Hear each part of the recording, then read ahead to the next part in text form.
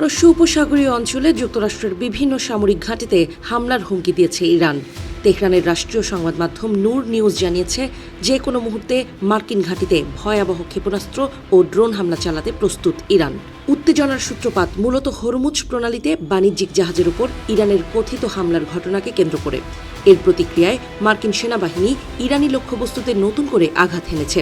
মার্কিন central command জানিয়েছে, বাণিজ্যিক জাহাজ চলাচলের স্বাধীনতা নিশ্চিত করতেই তারা এই সামরিক অভিযান চালিয়েছে। আর এর পাল্টা জবাব হিসেবে ইরান তার সামরিক প্রস্তুতির কথা ঘোষণা করল।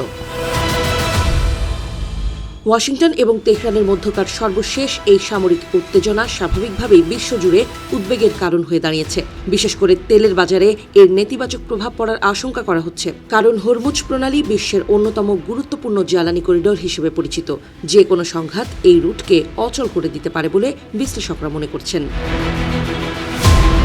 এদিকে আমেরিকার প্রেসিডেন্ট ডোনাল্ড ট্রাম্প অত্যন্ত কঠোর অবস্থানে রয়েছেন।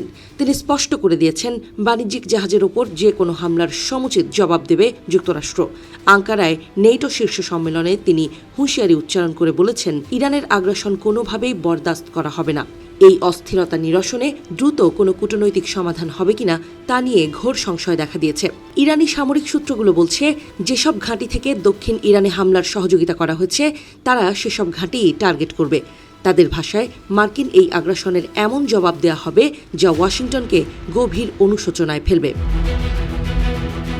কয়েকদিন আগেও আশা করা হয়েছিল যে উভয় পক্ষের মধ্যে যুদ্ধবিরতি কার্যকর থাকবে, কিন্তু সেই চেষ্টা এখন কার্যত ধূলিসাৎ হয়ে গেছে। প্রেসিডেন্ট ট্রাম্প ঘোষণা করেছেন যে ইরান চুক্তি মানছে না, তাই যুদ্ধবিরতির আর কোনো অস্তিত্ব নেই। এই ঘোষণার পর উভয় পক্ষই এখন পূর্ণাঙ্গ সামরিক সংঘাতের দ্বারপ্রান্তে দাঁড়িয়ে আছে।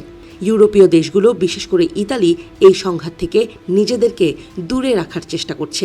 মেলোনি সরকার স্পষ্ট জানিয়ে দিয়েছে যে তারা ইরানের বিরুদ্ধে কোনো সামরিক অভিযানে অংশ নেবে না।